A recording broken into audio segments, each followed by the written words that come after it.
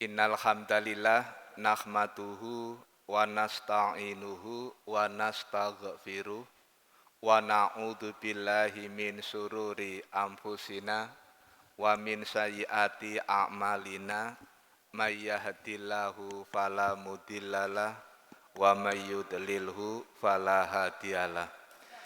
Asyhadu an la ilaha illallah wa asyhadu anna Muhammadan abduhu wa rasuluh. Allahumma sholli ala Muhammad wa ala ali Muhammad kama shallaita ala ali Ibrahim innaka Hamidum Majid. Allahumma barik ala Muhammad wa ala ali Muhammad kama barakta ala ali Ibrahim innaka Hamidum Majid. Faqala Allahu ta'ala fil Qur'anil Karim, a'udzu billahi minasyaitonir rajim. Bismillahirrahmanirrahim.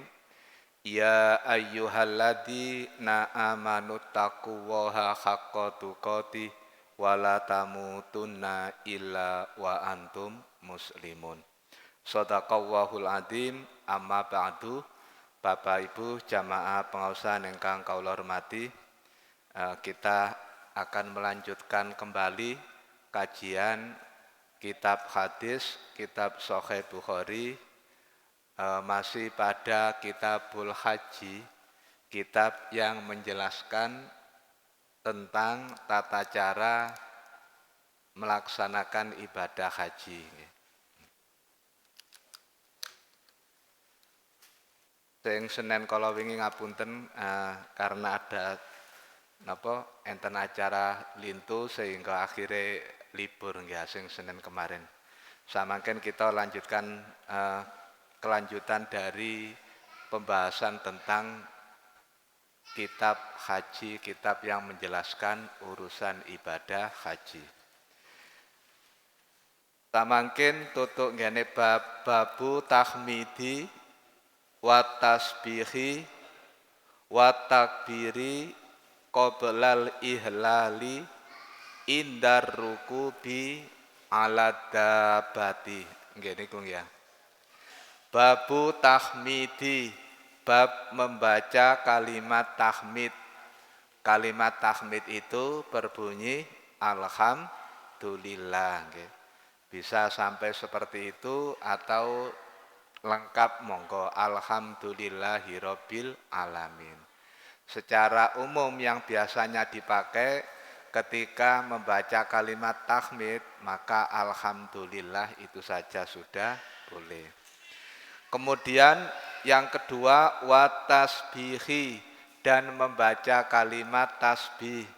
Kalimat tasbih itu adalah kalimat yang berbunyi subhanallah. Nek tahmid kalau wau memuji, skala puji itu hanya kepunyaan Allah, artinya tidak ada yang patut dipuji di seluruh alam semesta ini kecuali hanya Allah. Segala pujian itu milik Allah. Sementara kalau kalimat tasbih yang berbunyi subhanallah itu artinya maha suci Allah. Maha suci dari apapun, dari apapun kekurangan, itu adalah hanya milik Allah Subhanahu wa ta'ala. Wa takbiri, lan maos kalimat takbir, Allahu Akbar, Allah yang maha besar. Segala urusan, segala apapun yang ada di dunia ini, tidak ada yang melebihi dari kebesaran Allah, dari urusan untuk menjalankan perintah Allah maupun menjauhi larangannya. Ketika membaca kalimat tahmid, kalimat tasbih, dan kalimat takbir, itu dilakukan qoblal ihlali, sadurunge ndamel baju ihram, sebelum memulai ibadah haji maupun ibadah umroh, sebelum memakai pakaian ihram, sebelum membaca kalimat talbiyah. Jadi itu kan secara bersamaan di tempat mikot ketika memulai memakai pakaian ihram, maka sekaligus memulai membaca kalimat talbiyah. Maka bacaan tahmid, tasbih dan takbir ini dilakukan sebelum itu. Ngoten ya. Kapan niku indar rukubi nalikane numpak kendaraan, nalikane menaiki nggih alat dabati ing atase kendaraan. Di sana disebut kendaraan itu ad-dabati. Kenapa kok bukan sayyarah? Karena memang kendaraan di zaman Rasulullah itu berasal dari hewan-hewan. Nah, ini makanya ada onta, ada kuda, ada gajah. Memang perkembangan teknologi waktu itu tidak sama dengan sekarang ya. Lah Bapak Ibu, terlepas mangke ini terkait dengan ibadah haji maupun ibadah umroh, maka ketika kula kali panjenengan menaiki kendaraan, nopo sepeda motor, nopo mobil, nyetir dhewe utawa digonceng atau jenis kendaraan yang lain, memang disunahkan dan diajarkan oleh Rasulullah untuk tidak lepas membaca ketiga kalimat tadi. Bacaan tahmid, bacaan tasbih, dan bacaan takbir.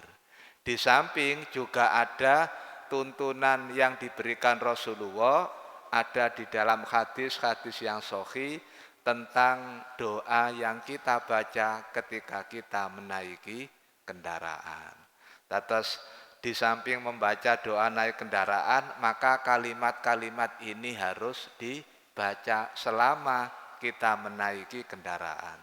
Tujuannya tentu kita ingin yang pertama melaksanakan perintah Allah dan Rasul, yang kedua ingin mendapatkan keselamatan ketika kita menaiki kendaraan tersebut, terus yang ketiga agar diberikan kemudahan dalam urusan kita sehingga sampai di tempat tujuan bisa mengerjakan dan menyelesaikan pekerjaannya kembali juga dengan selamat.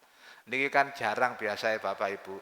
Nek wis numpak kendaraan, gopo omong-omongan sampai koncone, gopo mangane, nggih, gopo guyone. Nek saniki gopo karaoke. Ayo napa nek lunga numpak bis enten karaokene wis kait budal mawon disetel TV-ne, golek mikir dan sebagainya. Padahal disunahkan oleh Rasulullah seperti itu tadi. Nanti di hadis yang lain Nabi juga mengajarkan ketika kita menaiki jalan yang mendaki, maka kita disuruh memperbanyak kalimat takbir. Nek munggah, ngoten lho nggih, rutene munggah niku lho. Sebaliknya ketika turun, maka disuruh banyak membaca kalimat tasbih maupun tahmid. Nanti terlepas dari yang sudah kita sampaikan tadi, tetap ketiga bacaan itu kita baca ketika kita menaiki kendaraan.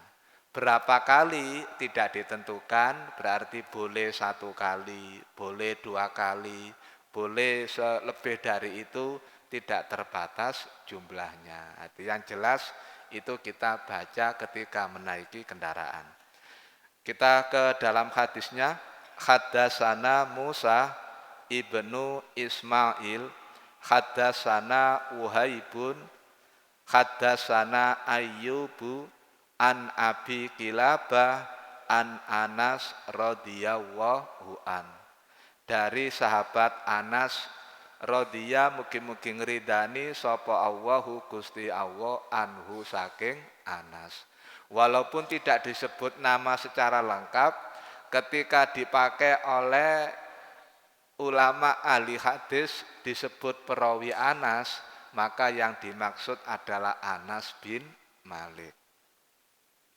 Qala Anas bin Malik ini berkata, sanjang sapa Anas, salat sapa Rasulullah sallallahu alaihi wasallam wa nahnu utawi kita iku ma'ahu beserta Rasulullah bil Madinati kelawan enten gene Madinah ad-duhra ing salat fardhu zuhur arba'an 4 rakaat. Jadi kalau disebut seperti ini, maka maksudnya Rasulullah menjadi imam melaksanakan sholat berjamaah waktu duhur di Masjid Nabawi yang ada di kota Madinah.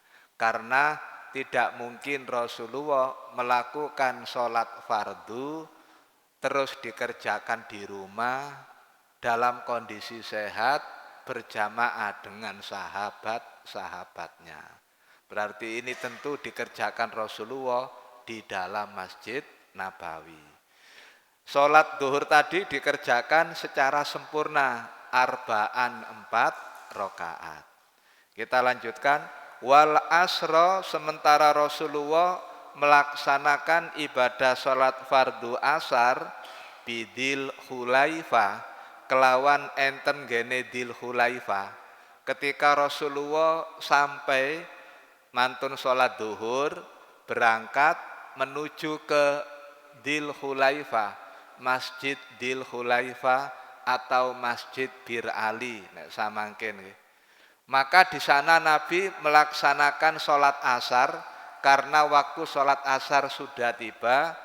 Beliau melaksanakan rakaataini 2 rakaat. Berarti sholat napa niki Bapak Ibu?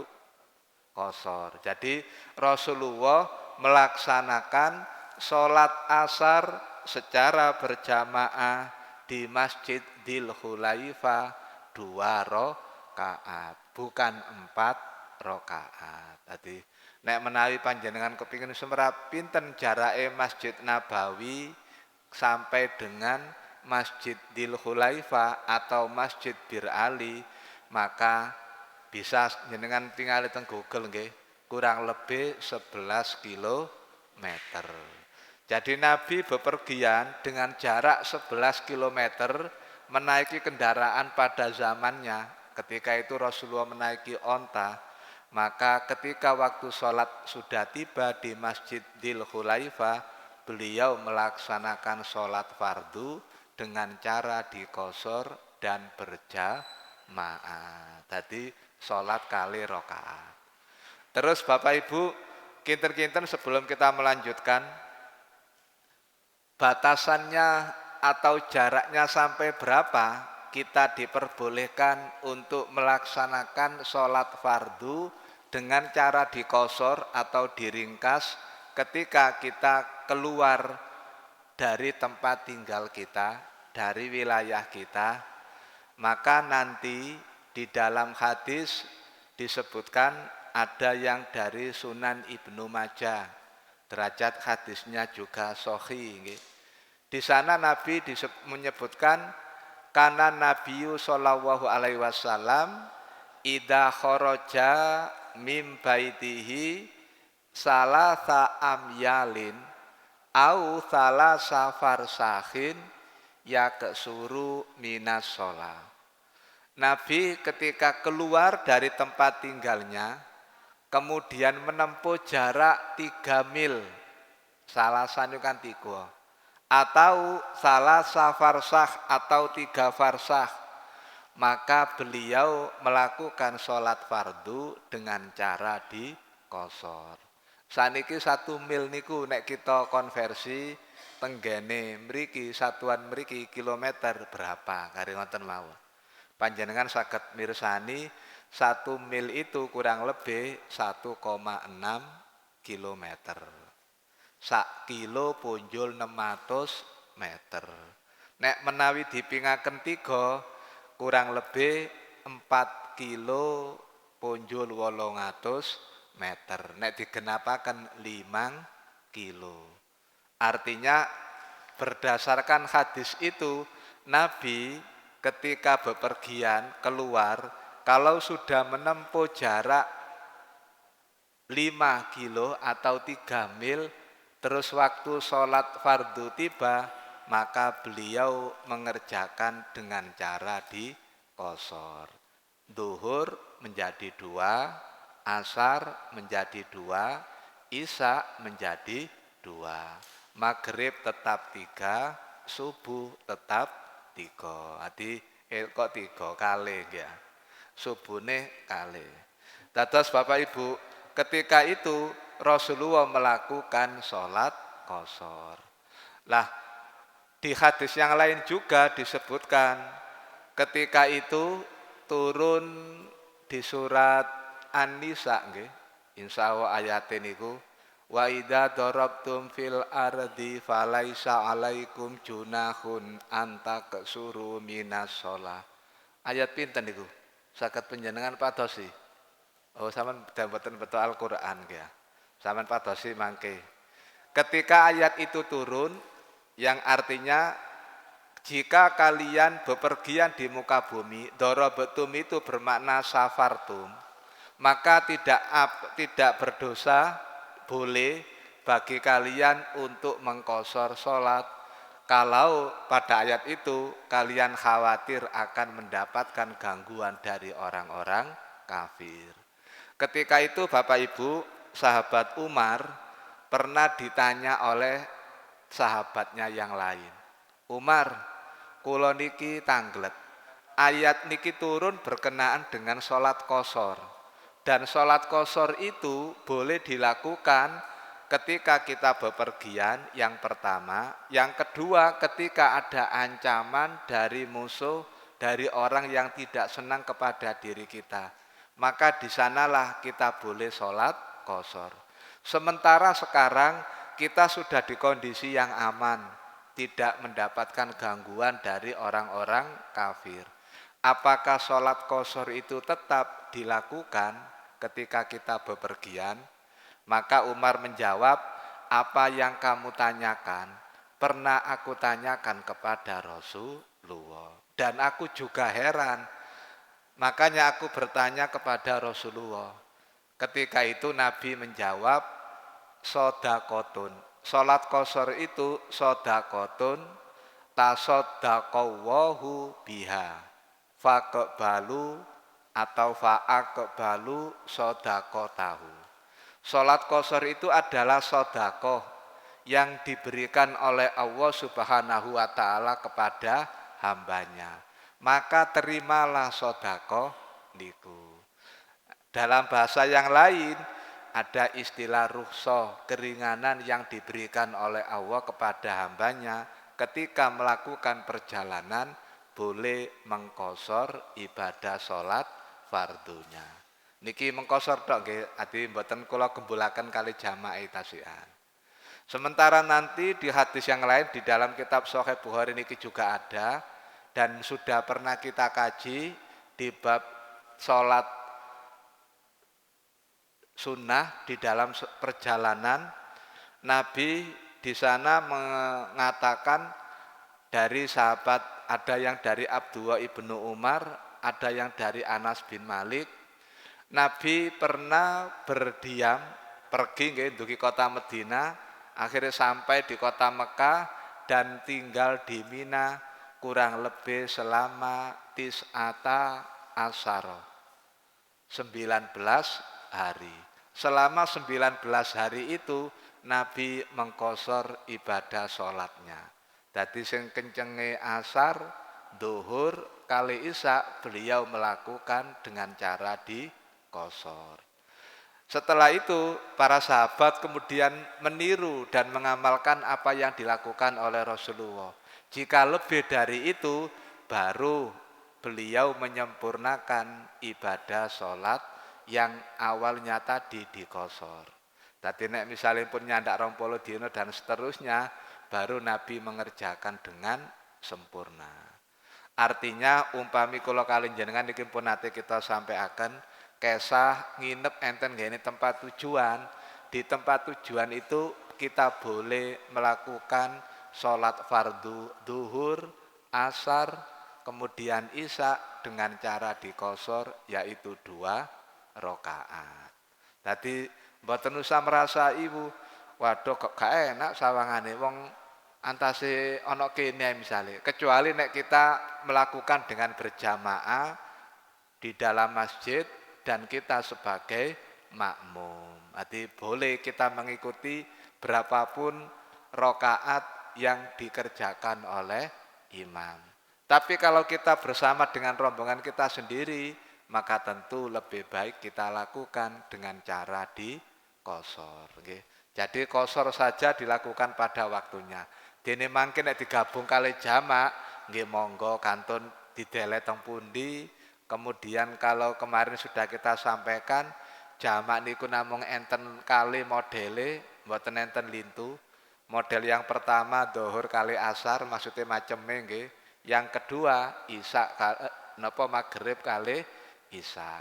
Diteleh ngajeng, diteleh wingking waktale monggo terserah sami-sami enten contone. Nek menawi menjamak sing kala wingi pun kita sampaikan Nabi melaksanakan ibadah sholat 8 rakaat 7 rakaat ketika berada di Medina. Makanya pun nanti kita sampaikan kalau menjamak sholat tidak harus kita bepergian. Kita masih ada di tempat tinggal kita, boleh kita menjamak sholat kalau ada urusan yang tidak bisa ditinggalkan. Ada alasan syar'i. Tapi kalau di dalam tempat tinggal kita tidak boleh kita melakukan kosor. Jadi wala tak jamak kosore mboten asal, kita hanya dibolehkan menjamak saja. Sementara kalau menjamak kosor harus keluar dari tempat tinggal kita melakukan perjalanan ya, kita keluar. Kita lanjutkan, ketika Nabi sholat asar di Masjidil Khulaifah dikerjakan dengan cara dikosor, nggih. Namung sholat asar tok, mboten digandeng kali zuhur, nggih. Mboten digandeng kali maghrib. Mangkane sholat kosor kali sholat jamak niku mboten mesti kudu digembulno, ngoten lho, nggih. Jadi kadang kan kita masyarakat kita itu ada yang memahami nek wis jamak iku mesti kosor, utawa nek wis kosor iku mesti jamak. Mboten. Bisa dipisahkan. Kosor dhewe, jamak dhewe. Digabung nggih saged jamak kosor. Lah Nabi memberikan contoh karena asar iku enten gene Dzul Khulaifah, Nabi tidak menjamak lagi karena sholat zuhurnya sudah dilakukan di Medina. Maka Nabi hanya melakukan sholat kosor, jadi sholat asar ini dua rakaat. Sawangan ngeten Bapak Ibu, nek mboten semerapkan diarani lho ya apa sholat asar kok 2 rakaat, padahal sholat subuh ae. Padahal kita dalam posisi musafir. Makanya dibolehkan dan Allah sangat senang menerima sedekah yang diterima itu. Yang lanjutnya summa bata biha. Summa bata kemudian Nabi bermalam biha kelawan ana nggih Dzul Khulaifah hatta asbaha sehingga waktu esuk. Nah, walaupun di sini tidak disebut, maka kita juga bisa memahami. Ini kan boten disebut. Nabi sholat maghrib ya napa, sholat isya ya napa, mboten diceritakan teng mriki. Cuma Nabi bermalam di situ sampai waktu pagi. Maka penjelasannya itu bisa bermacam-macam. Mungkin Nabi melaksanakan sholat tidak dijamak antara maghrib dengan isya. Maghrib nggih Nabi sholat 3 rakaat, kemudian nanti waktu isya tiba Nabi sholat 2 rakaat. Begitu juga dengan subuh. Atau mungkin penjelasan yang lain, Nabi bisa menjamak duhur maghrib kali isya di Dzul Khulaifah. Berarti menjamak kosor maghrib 3, isyae kali. Jadi tidak dijelaskan memang di sini sehingga nanti nggih tergantung mawon ya. Yang jelas Nabi bermalam di sana sampai waktu pagi. Artinya ada 3 waktu sholat, 4 disamping dengan waktu sholat asar yang beliau lalui selama berada di Masjid Dzul Khulaifah atau Masjid Bir Ali. Summa rokibah, kemudian Nabi naik kendaraan, kemudian Nabi numpak, hatta sehingga istawat netep sempurna bihi kelawan Kanjeng Nabi, artinya Nabi sempurna menaiki kendaraannya nggih. Waktu itu alal baida ing atase baida. Kalau di negeri Arab itu disebut baida, itu adalah tanah yang agak rendah, nggih, yang berada di sekitar lereng-lereng bukit dan ini datarannya rata. Biasanya memang digunakan sebagai tempat untuk nek bahasa sakniki niku parkir kendaraan. Nggih, untuk menambatkan hewan-hewan kendaraannya itu, ontae maupun kudae. Sehingga kemudian Nabi menaiki berangkat dari situ. Barang empun numpak, maka Nabi hamidawaha, hamida muji sapa Kanjeng Nabi Allaha ing Gusti Allah. Maos kalimat tahmid. Wasabbaha lan maca tasbih sapa Kanjeng Nabi, wa kabbara lan maos kalimat takbir sapa Kanjeng Nabi. Saged napa alhamdulillah subhanallah Allahu akbar. Nanti di dalam hadis nek jenengan misalnya madosi sing gampang, mungkin kita Bulughul Maram gada di bab yang terakhir tentang bab doa. Di sana nanti ada hadis yang diriwayatkan oleh Sahih Bukhari Muslim, ada 4 kalimat yang tidak menjadi masalah kalian baca dari mana saja mulai. 4 kalimat itu sangat disenangi dan dicintai oleh Allah. 4 kalimat yang dimaksud ngene kuwi napa diwaos ngeten, subhanallah, alhamdulillah, wala ilaha illallah, Allahu akbar. Ngoten boleh. Umpamane cek gak padha tak ganti liya, alhamdulillah, subhanallah, Allahu akbar, la ilaha illallah, boleh.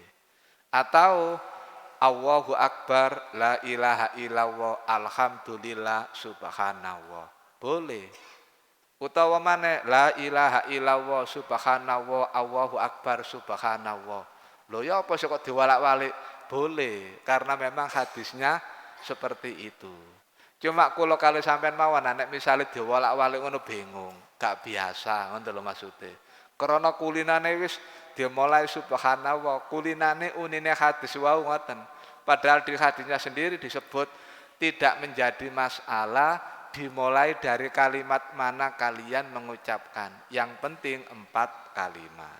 Sebagaimana niki nek ningali koyok-koyok kan Kanjeng Nabi dhisikno bacaan alhamdulillah, kemudian subhanallah, terus bacaan takbir. Tadi Nabi menaiki kendaraan, terus beliau membaca alhamdulillah, subhanallah, Allahu akbar. Koyokane kiku Bapak Ibu Kyai nggih. Soale krana kulinane biasa subhanallah, alhamdulillah, wala ilaha illallah, Allahu akbar. Jadi kadang memang seperti itu. Kita niki krana kulino sing empun diapalaken, nek menawi enten perubahan padahal memang ada dasarnya, niku nggih kadang sulit untuk menyesuaikan. Tapi monggo mboten napa-napa nggih. Pun ketika sudah membaca kalimat-kalimat tadi, summa ahallah, Nabi kemudian memakai pakaian ihram sekaligus membaca kalimat talbiyah. Kangge napa? Bi haji, kelawan niat ngelakoni ibadah haji, wa umrotin lan niat ibadah umroh. Artinya Nabi memakai baju ihram itu berniat untuk melaksanakan ibadah haji dan umroh. Ini yang biasanya disebut dengan istilah haji qiron. Artinya bersamaan haji kali umrohe ya. Nek hajine dhisik umrohe kari niku haji ifrad, menyendirikan. Nek umrohe dhisik hajine kari niku dinamakan haji tamattu. Sementara kalau bersamaan itu disebut dengan haji qiron. Ini yang dalam fikih nggih. Wa ahallalan damel baju ihram utawi maos kalimat talbiyah sapa annasu para menungso sahabat Rasulullah bihima niki damel dhamir tasniyah dengan niatan yang sama melakukan ibadah haji dan umroh. Falama mongko tatkalane kodimna teko kita, nggih, maka ketika kita sudah sampai amaroh perintah sapa Kanjeng Nabi annasa ing menungso fahallu mongko supaya tahallul sapa wong akeh hatta sehingga kana ana apa yaumut tarwiyah dina tarwiyah. Dina tarwiyah niku tanggal pinten? Tanggal pinten Bapak Ibu? Yaumut tarwiyah. Nek yaumul arafah tanggal pinten? 9 Dzulhijjah. Maka yaumut tarwiyah itu sebelum yaumul arafah. Berarti tanggal pinten? 8 Dzulhijjah. Itu disebut yaumut tarwiyah, nggih. Jadi ngoten. Jadi di sini tidak disebutkan prosesnya langsung, artinya begini Bapak Ibu. Bisa jadi ketika Nabi bersama para sahabatnya itu sudah sampai di sana, kemudian melakukan umroh, terus bertahalul, itu pada hari yang ke-8 bulan Dzulhijjah. Di saat itu ahalu, tiang-tiang kata mantun tahalul, maka kembali memakai baju ihram. Nggih tenggene mikote. Nek mikote penduduk Mekah kan tenggene Mekah tiyambek. Nggih. Nanti juga bisa berangkat dari Masjid Tanim atau masjidnya Siti Aisyah atau dari Jirona, nggih. Maka di sana ahalu damel pakaian ihram sapa wong akeh bil haji kelawan niat ngelakoni ibadah haji. Krana binjinge niku pun tanggal 9 Dzulhijjah. Ngoten nggih. Qala Kanjeng Nabi ngendika, Anas nggih. Qala Anas ngucap sapa Anas wanaharo beleh sapa Nabi sallallahu alaihi wasallam badanatin kelawan pira-pira unta biadihi kelawan tangane kiaman dengan posisi berdiri. Nabi pada saat itu menyembelih biadi dengan tangannya. Ini menunjukkan Nabi bukan menyuruh sahabatnya, tapi beliau sendiri yang menyembelih onta-onta yang beliau bawa sebagai bagian ibadah kurban bagi orang-orang yang melakukan ibadah haji dengan posisi berdiri. Tadi unta niku Bapak Ibu belai dengan cara berdiri, mboten dirubuno kaya sapi ngoten. Karena memang di sana niku kalau nggih mboten semerap, cuma ketika kita melihat napa tenggene media sampean saged ningali teng YouTube nggih saged utawi teng lintune. Unta niku memang belai dalam posisi berdiri. Jadi kantun kangge pisone disaut ngoten mawon nggih, dibelai kali berdiri. Lah, kurban yang dibawa oleh Nabi nikilah yang nanti kita kenal dengan istilah kurban hadiyu. Hadiyu itu hewan kurban yang dibawa oleh orang yang melaksanakan ibadah haji maupun ibadah umroh, disembelih di sana. Sementara nek kurban riyen pun kita sampaikan. Hadiyu niku mukalafe, kewajibannya itu individu pribadi. Tapi pribadi-pribadi niki boleh bersekutu, nek sapi pitu, nek unta pitu, nggih, boleh bersekutu. Nah, karena dalam melaksanakan ibadah haji kali umroh. Sementara kurban maka juga boleh bersekutu tanpa ada batasan sampai 7. Niki sing kan kadang tiang niku mengkiaskan mengambil teko kurban ibadah haji digawa kurban nanggone lingkungan kita atau tempat tinggal kita. Padahal mukallafnya itu berbeda. Kalau kurban udhiyah, kurban di tempat tinggal kita itu namanya udhiyah. Udhiyah itu mukallafnya adalah keluarga. Kan hadisnya pun nanti kita sampaikan saking Mikhnaf bin Sulaim. ala kulli ahli baitin fi kulli amin udhiyah. Menjadi satu kewajiban bagi setiap keluarga di setiap tahun untuk menyembelih udhiyah. Jadi disebut udhiyah memang. Sementara nanti korban yang haji niku disebut hadyu. Ada sendiri-sendiri istilahnya. Pun kita lajengaken. Kanjeng Nabi menyembelih onta-onta, tadi disebut jamak, artinya tidak satu onta, beberapa onta yang di bawah beliau sebagai syukur untuk tasakur untuk bisa melaksanakan ibadah haji kali umroh wau. Wadabahah lan beleh sapa Rasulullah sallallahu alaihi wasallam bil Madinati kelawan enten gene Medina kabsaini 2 ekor kambing amlahaini yang berlemak atau yang gemuk nggih, yang bagus. Dadi ngoten. Mungkin nek misale ngeten Bapak Ibu, enten pertanyaan, lho napa Kanjeng Nabi ketika di Medina kok gak menyembelih onta? Atau sebaliknya dibalik, apa nek nggone Mekah ketika melakukan ibadah haji kali umroh kok tidak menyembelih kambing? Nah, maka tentu itu tergantung dengan kondisi yang ada di waktu itu.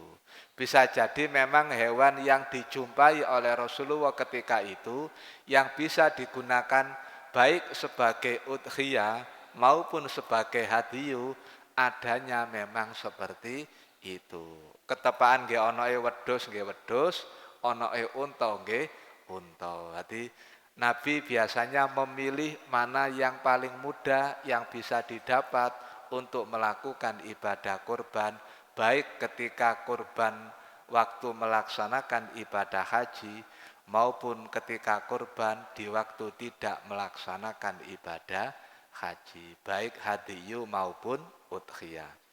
Qala Abu Abdillah, Imam Bukhari atau Abu Abdillah niki berkata, qala ngucap sapa ba'duhum sebagiane wong akeh para sanad hadis, hada utawi iki an Ayyub dari perawi Ayyub, an rajulin dari seseorang, an Anasi dari Anas. Ada sanad-sanad yang lain yang disebutkan oleh Imam Bukhari, tapi semuanya nanti bertemu pada sanad Anas bin Malik terkait dengan hadis ini. Kita lanjutkan, babu man ahalla, babe wong ahalla kang damel baju ihram, kang maos kalimat talbiyah khina nalikane istawat nek empun sempurna bihi kelawan uwong apa rohilatuhu kendaraane. Artinya membaca kalimat talbiyah, memakai pakaian ihram itu ketika kita sempurna sudah berada di atas kendaraan. Nek riyen kan kendaraane hewan, nggih maksude nek wis sempurna numpak unta, numpak jaran baru dikengken maos kalimat talbiyah. Nah nek saiki numpak bis, numpak sedan, numpak pesawat, maka ketika kita sempurna dalam menaiki, awake pun ditepak-tepakno, baju ihram pun didamel, di sanalah baru membaca kalimat talbiyah. Haddatsana Abu Asim akhbarona Ibnu Juraijin qala akhbaroni Shalih Ibnu Kaisan an Nafi an Ibni Umar radhiyallahu anhuma. Qala ngucap sapa Ibnu Umar, ahallah nyandang ihram, damel pakaian ihram sapa Nabi sallallahu alaihi wasallam.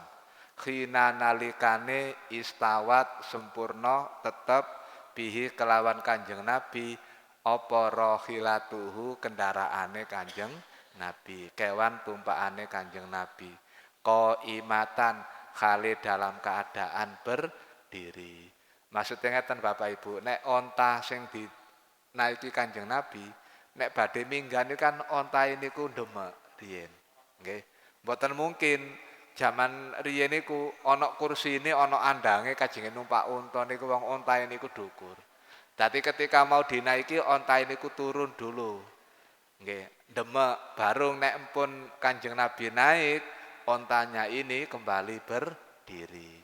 Maka di posisi sudah sempurna berdiri itulah onta Rasulullah tadi, Nabi kemudian membaca kalimat talbiyah. Labbaik Allahumma labbaik. Labbaik la syarika laka labbaik. Innal hamda wa ni'mata laka wal mulk. Kan bacaan pun sing kita kaji beberapa pertemuan kemarin ya. Yang berikutnya babu al-ihlali, bab maos kalimat talbiyah damel pakaian ihram mustaqbilal kiblati, khale madhep kiblat. Jadi sambil menghadap ke arah kiblat. Dadi nek panjenengan mangke ketika melakukan ibadah haji kali ibadah umroh, maka ketika memakai baju ihram sambil membaca kalimat talbiyah itu menghadap ke arah kiblat, arahnya ke selatan. Karena Medina niku enten lore Mekah. Enten lho nggih, hati menghadapi ke arah selatan. Nek mriki kan arah kiblat ada di arah barat. Wa qala lan ngucap sapa Abu Ma'mar, hadatsana Abdul Waris, hadatsana Ayyub, An-Nafi qala ngucap sapa Nafi, kana ana sapa Ibnu Umar radhiyallahu anhuma, ida sholla bil ghodati, ida sholla nalikane salat sapa Ibnu Umar bil ghodati kelawan waktu esuk, berarti salat subuh, bidil Khulaifa kelawan enten gene masjid Dil Khulaifa, maka amaroh mantun salat niku amaroh perintah sapa Ibnu Umar biro khilatihi kelawan kendaraane, farukhilat mongko disiapno. Ibnu Umar memerintahkan napa pembantunya atau temannya atau keluarganya, ayo wis mari salat subuh nang disiap-siapno kendaraane. Setelah disiapkan sumarokiba kemudian naik, faidas tawat lan nalikane pun tetep pun sempurna bi kelawan kendaraan, istakbala dijak ngadep apa kendaraan kali penumpange al kiblata ing kiblat ko iman khale ngadeg. Kendaraane sing ngadeg niku mboten napa Ibnu Umar ngadeg ana ndukure unta, mboten nggih. Summa yulabi sehingga kemudian tumuli yulabi maos kalimat talbiyah sapa Ibnu Umar. Jadi Ibnu Umar setelah itu kemudian membaca kalimat talbiyah, labbaik Allahumma labbaik, labbaik la syarika laka labbaik dan seterusnya nggih. Hatta sehingga ya belungga tumeka sapa Ibnu Umar al-mahrama ing tanah haram. Adi sampai di Mekah. Sampeyan bayangno Bapak Ibu, mulai Dil Khulaifa sampai tutup Mekah. Anek saniki mawon kurang lebih nggunakno perjalanan bis bantere ngoten se antara 5 sampai 6 jam. Lah nek riyen nggih tentu dangu. Mangkane nate kula sampaiaken sing ya, Nabi berangkat tahu tanggal 20 Dzulqa'dah. Tutuk ana nggone Mekah niku tanggal 21 Dzulhijjah. Berarti 9 dina niku perjalanane riyen. Ati mboten enten jalan pintas, nek misalnya enten gunung mboten saged diunggahi, mungkin dikitari sehingga semakin jauh jaraknya. Itu terus dengan membaca kalimat-kalimat talbiyah. Summa yumsiku kemudian leren sapa Abdullah Ibnu Umar hatta sehingga jaida nalikane jaa teka datua ing lembah tua atau ing tanah sing namine tua nggih. Batang nginep sapa Abdullah Ibnu Umar bihi kelawan kendaraane enten gene datu tua wau. Hatta yusbiha sehingga waktu isu bermalam temriku sampai isu faida sholla nalikane sholat sapa Ibnu Umar al-ghadata ing subuh, ing salat isu berarti salat subuh, barang mantun salat igtasalah adus sapa Abdullah ibnu Umar wa za'amah lan Abdullah ibnu Umar niku menyampaikan nggih menerangkan anna Rasulullah sallallahu alaihi wasallam fa'ala dalika. Nabi juga mengerjakan seperti ini. Artinya Bapak Ibu, apa yang dilakukan oleh Abdullah ibnu Umar itu meniru dari perbuatan yang sudah dilakukan oleh Rasulullah. Dados seperti itulah para sahabat Rasulullah bersama dengan Nabi ketika menjalankan ibadah haji maupun ibadah umroh. Bapak Ibu jamaah puasa ingkang kula hormati, sampai diniki mawon mungkin hadis berikutnya insyaallah kita lajengaken badhe dateng. Enten sing ditanggotaken barangkali wonten. Nggih, monggo.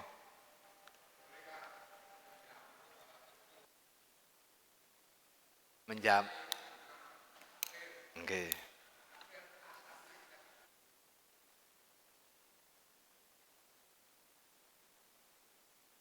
Nggih. Dados Bapak Ibu, menjamak sholat ini kan berarti mengumpulkan dua waktu sholat dalam satu waktu. Itu tata caranya dilakukan sesuai dengan urutan sholate. Ngoten lho, maksudnya niku sholat dhuhur riyin, kemudian kita sholat asar. Niki nek menawi dhuhur kali asar. Baik diletakkan di waktu awal maupun diletakkan di waktu akhir. Maghrib kali isya nggih ngoten. Maghrib riyin baru kemudian isya. Baik diletakkan di waktu awal maupun diletakkan di waktu akhir. Tapi apabila kula kali jenengan iki misal dadi makmum, nggih, dadi makmum, aku iki kepingin jamak salat. Tibake salah satu waktu kita mendapati bisa berjamaah dengan imam di masjid. Nggih, misale contoh dhuhur kali mawon maghrib kali isya. Nek dhuhur kali asar kan sami-sami papate. Niki menjamak lho nggih sanes mengkosor. Misal isya napa maghrib kali isya. Tibake rencanae mangene, engko tak jamake rek maghrib kali isya. Tak jamak ana nggone waktu isya. Terus ketika kita kemudian mau berencana seperti itu, kita dapati ada sholat isya berjamaah. Maka bagaimana? Boleh kita melakukan sholat isya berjamaah bersama dengan imam yang ada. Setelah itu baru kita melaksanakan sholat maghribnya. Ngertos Mas diwali, ngoten lho. Ketika ada seperti itu. Tapi nek menawi mboten enten, misal kita sendiri atau bersama dengan keluarga atau bersama dengan rombongan, maka tertib dalam menjamak sholat itu dikerjakan sesuai dengan urutan waktu. Jadi waktu yang awal itu dikerjakan lebih dulu sebelum waktu yang kedua. Baik diletakkan di awal maupun diletakkan di akhir. Dados ngoten. Wonten lintune malih. Dadi niki berlaku baik jamak saja maupun jamak qashar. Sampun mboten enten? Nggih, monggo kita akhiri kali bacaan kafaratul majelis. Subhanakallahumma wa bihamdika asyhadu alla ilaha illa anta astaghfiruka wa atubu ilaik. Assalamualaikum warahmatullahi wabarakatuh.